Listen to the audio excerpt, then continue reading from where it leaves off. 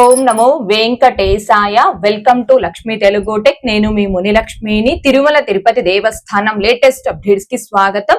ఈ వీడియోలో ప్రస్తుతం తిరుమలలో భక్తుల రద్దీ ఎలా ఉంది, ఏ దర్శనాలకు ఎంత సమయం పడుతుంది అనే దానికి సంబంధించి, ఇంకా తిరుపతి ఆఫ్లైన్ ఎస్ఎస్డి అండ్ దివ్య దర్శనం టోకెన్స్ ఇచ్చే టైమింగ్స్ ని మళ్ళీ టీటీడీ వారు మార్చారా అనే దాని గురించి, ఇంకా శ్రీవారి భక్తులు అడుగుతున్న కొన్ని సందేహాలకు సమాధానాలను తెలియజేసే ప్రయత్నం చేస్తానండి. సో ఈ వీడియో ఎక్కడ మిస్ కాకుండా చివరి వరకు చూసే ప్రయత్నం చేయగలరు. అలాగే వీడియోస్ చూస్తున్న ప్రతి ఒక్కరు పర్టికులర్ గా మన వీడియోస్ ని లైక్ చేసి షేర్ చేయవలసిందిగా కోరుచున్నాను. అండ్ టీటీడీకి సంబంధించిన ప్రతి లేటెస్ట్ అప్డేట్ ఇన్స్టెంట్ గా మీరు పొందడం కోసం మన ఛానల్ యొక్క Telegram group, WhatsApp channel, Arattai ఛానల్లో జాయిన్ అవ్వగలరు. ఆ మూడింటి యొక్క లింకులు ఈ వీడియో కామెంట్ సెక్షన్ లో పిన్ చేయడం జరిగింది. ముందుగా నిన్నటి రోజున అనగా జూన్ 8వ తేదీ సోమవారం రోజున 95,152 మంది శ్రీవారి భక్తులు స్వామి వారిని దర్శనం చేసుకోగా 40,601 మంది శ్రీవారి భక్తులు స్వామి వారికి తలనీలాలను సమర్పించుకున్నారు.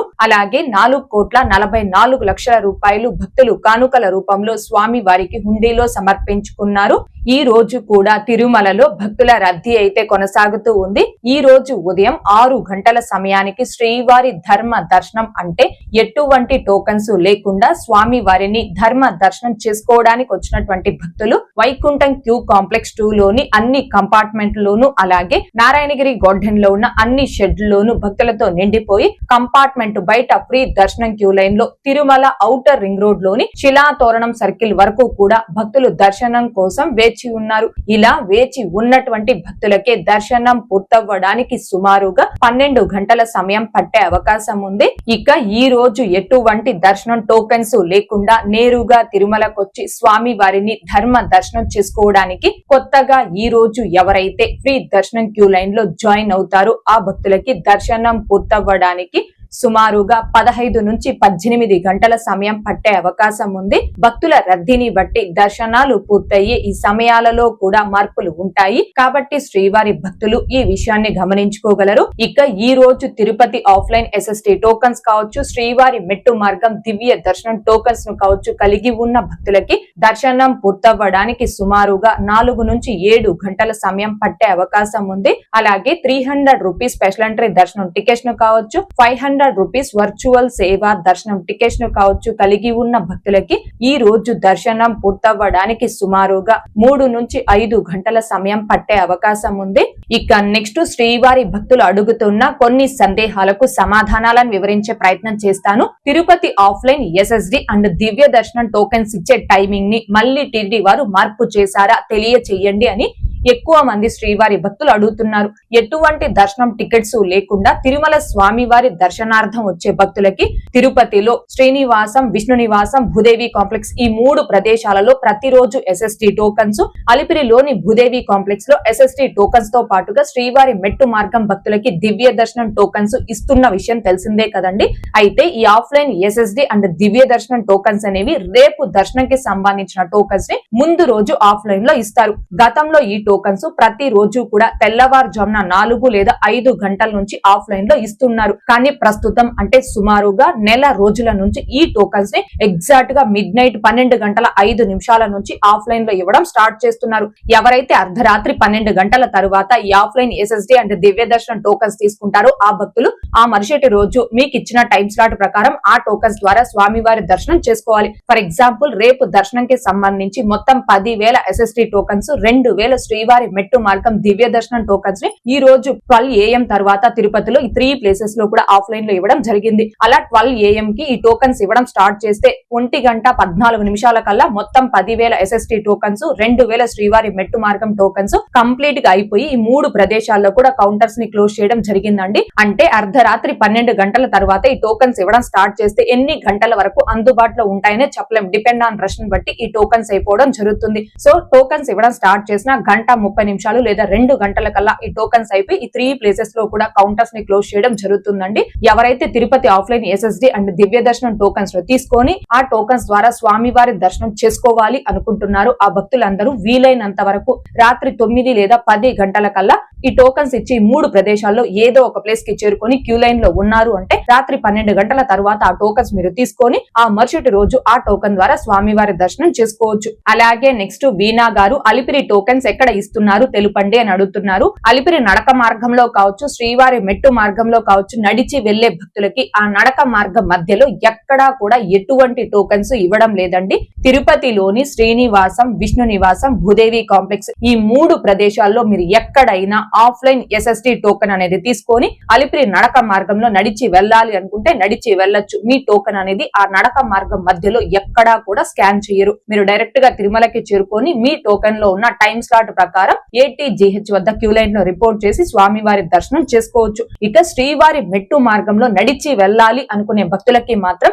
శ్రీవారి మెట్టు మార్గంకి సంబంధించిన దివ్య దర్శనం టోకెన్స్ అనేవి అలిపిరిలోని భూదేవి కాంప్లెక్స్ లో మాత్రమే ఇస్తారు. భూదేవి కాంప్లెక్స్ లో శ్రీవారి మెట్టు మార్గం టోకెన్స్ కి సంబంధించి separate queue line, separate counter ని టీటీడీ వారు ఏర్పాటు చేశారు. ఎవరైతే భూదేవి కాంప్లెక్స్ లో శ్రీవారి మెట్టు మార్గం కి సంబంధించి దివ్య దర్శనం టోకెన్ తీసుకుంటారో ఆ భక్తులు టోకెన్ తీసుకున్న రోజు మీరు తిరుపతిలోనే స్టే చేసి ఆ మరుసటి రోజు అంటే మీ టోకెన్ మీద దర్శనంకి ఏ తేదీ అయితే మెన్షన్ చేసి ఉంటారో ఆ తేదీ ఉదయం శ్రీవారి మెట్టు మార్గం గుండా నడిచి వెళ్లి 1200 మెట్టు వద్ద ఆ టోకెన్ ని స్కాన్ చేసుకుంటే వ్యాలిడ్ అవుతుంది. అప్పుడు మీరు తిరుమలకి చేరుకొని ATGH వద్ద మీ టైం స్లాట్ ప్రకారం క్యూ లైన్ లో రిపోర్ట్ చేసి స్వామివారి దర్శనం చేసుకోవచ్చు. అలాగే నెక్స్ట్ 141 చరణ్ గారు ఆగస్టులో అంగ ప్రదక్షిణ ఉంది. From when in August Pushkarini will close from Brahmotsavam అని అడుగుతున్నారు.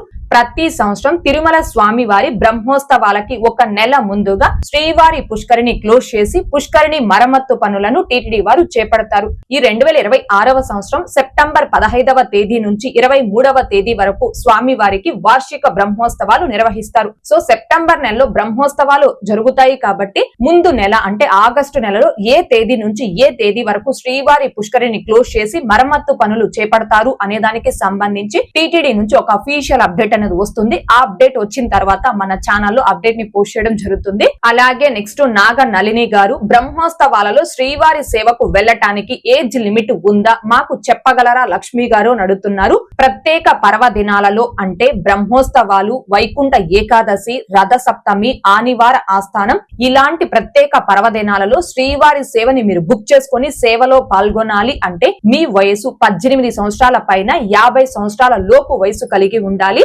అలాగే నెక్స్ట్ హరిప్రసాద్ గారు senior citizen or handicapped tickets offline లో ఇస్తారా అని అడుగుతున్నారు. Senior citizens and physically challenged దర్శనం టికెట్స్ అనేవి కోవిడ్ కి బిఫోర్ అంటే కోవిడ్ కి ముందు తిరుమల కొండపై ప్రతి రోజు కూడా ఆఫ్లైన్ లో ఇస్తున్నారు.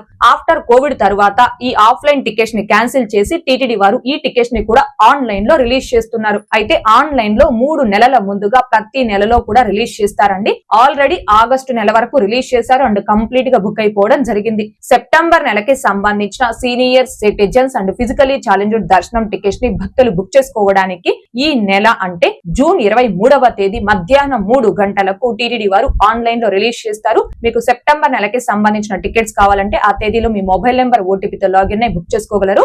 అలాగే నెక్స్ట్ వనజ గారు లక్కీ డిప్ లో సెలెక్ట్ అయిన తరువాత మనకు కుదరకపోతే ఆ ప్లేస్ లో వేరే పర్సన్ దర్శనానికి రావచ్చా మ్యామ్ అని అడుగుతున్నారు.